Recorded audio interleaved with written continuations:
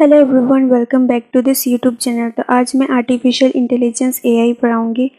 तो जब भी आप कोई स्मार्टफोन खोलते हैं और उसमें मैप ओपन करते तो आपको जो है फास्टेस्ट रूट जो है वो दिख जाता है, जो आपको डेस्टिनेशन तक जो फास्टली आपको पहुंचा सके, और रियल टाइम डेटा जो है आपको दिख जाता है।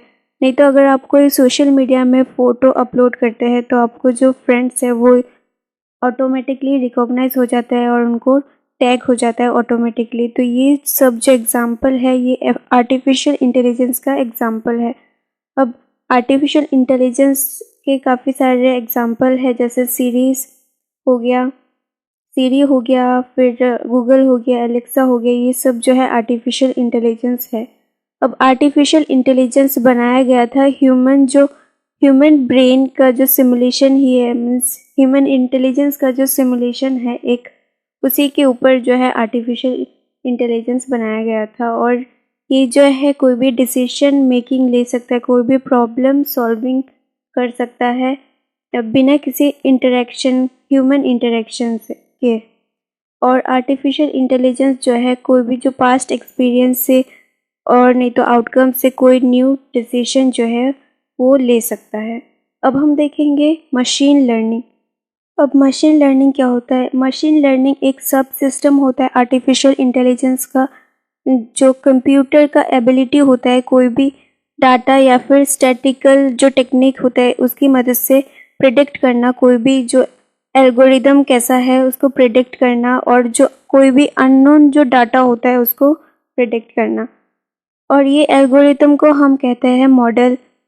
इसको ट्रेन किया जाता है और टेस्टेड किया जाता है पहले। इसके बाद जो है इसका लेवल ऑफ एक्यूरेसी देखा जाता है। इसके बाद हम देखेंगे नेचुरल लैंग्वेज प्रोसेसिंग, जिसको एनएलपी कहते हैं। अब एनएलपी एक प्रिडिक्टिव टाइप फीचर होता है सर्च इंजन का, जिसकी मदद से कोई भी जो स्पेलिंग हम चेक कर सकते हैं या फिर जो टाइपिंग कीवर्ड होता है उसको हम प्रिडिक्ट कर सकते हैं, जो भी सेंटेंस में यूज़र लिखना चाहता है। ये जो सभी एग्जाम्पल होते हैं ये एनएलपी के एग्जाम्पल होते हैं।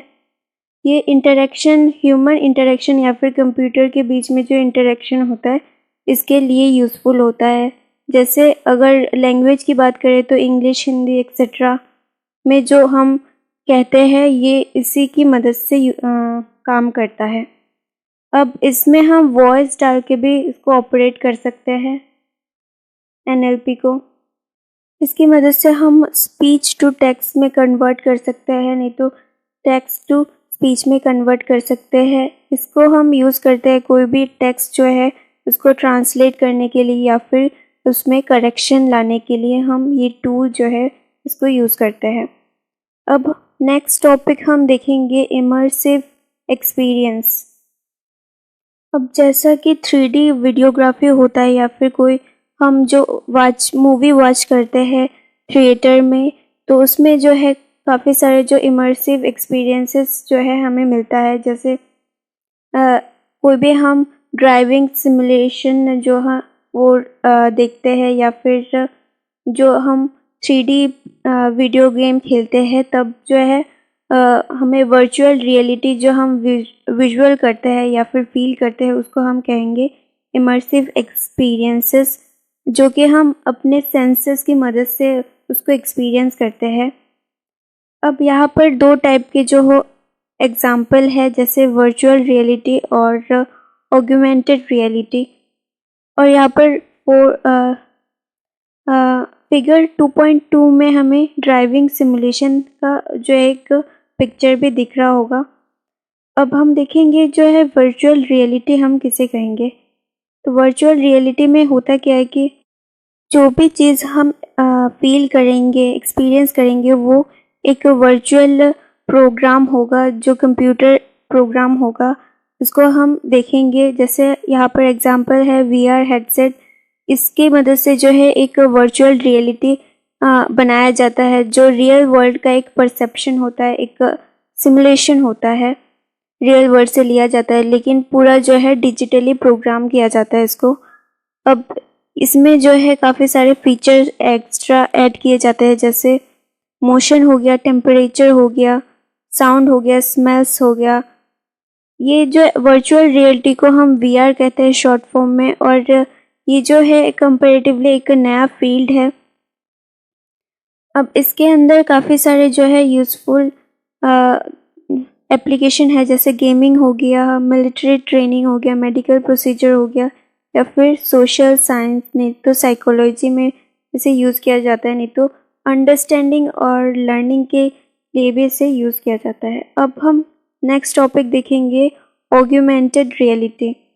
ऑग्यूमेंटेड रियलिटी में जो भी कंप्यूटर जनरेटेड परसेप्शन या फिर इमेज होता है उसको हम सराउंडिंग के साथ जो है मर्ज कर देते हैं, और इसके वजह से जो रियलिटी हमें दिखता है उसको हम कहेंगे ऑग्यूमेंटेड रियलिटी। इसमें डिफरेंस यही होता है कि जो वर्चुअल रियलिटी होता है उसमें पूरा जो होता है वो वर्चुअल होता है, लेकिन ऑग्यूमेंटेड रियलिटी में हम जो अपने सराउंडिंग होता है, इन्वायरमेंट में जो है वर्चुअल कंपोनेंट होता है कंप्यूटर के, उसको लाते हैं, उसके साथ मर्ज कर देते हैं। उसके बाद जो हमें रियलिटी दिखता है उसी को हम कहते हैं ऑग्यूमेंटेड रियलिटी। अब यहाँ पर आपको फिगर 2.4 में एक एग्जांपल भी दिख रहा होगा ऑग्यूमेंटेड रियलिटी का।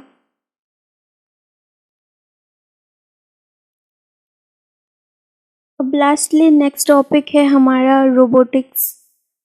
तो इसे अब हम देखेंगे। अब रोबोटिक्स बेसिकली होता क्या है, ये एक मशीन होता है जो केपेबल होता है कोई भी काम करने के लिए, कोई भी ऑटोमेटिकली कोई भी काम करने के लिए विथ एक्यूरेसी। अब मशीन जो है उसको एक प्रोग्राम किया जाता है, ये एक मशीन है और इसको प्रोग्राम किया जाता है कंप्यूटर प्रोग्राम के थ्रू। अब रोबोट्स जो है वो इनिशियली कंसेप्चुअलाइज थे और उन्हें रिपीटेटिव टास्क परफॉर्म करने के लिए जो है क्रिएट किया गया था, बनाया गया था। सेंसर जो है एक प्राइम कंपोनेंट होता है रोबोट में। रोबोट जो है काफ़ी टाइप के होते हैं, जैसे ह्यूमनॉइड रोबोट, मैनिपुलेटर, ये सब रोबोट हो सकते हैं। अब नासा का जो एक्सप्लोरर है रोवर, जैसे कि हम फिगर 2.5 में देख सकते हैं, ये भी एक रोबोट्स है। अब सोफिया एक ह्यूमनॉइड रोबोट है यूजिंग आर्टिफिशियल इंटेलिजेंस, जो भी डेटा विजुअल डेटा प्रोसेसिंग कर सकती है, फेशियल रिकॉग्नाइज कर सकती है, फेशियल एक्सप्रेशन को रिकॉग्नाइज कर सकती है। और ये फिगर हम 2.6 में हम देख सकते हैं।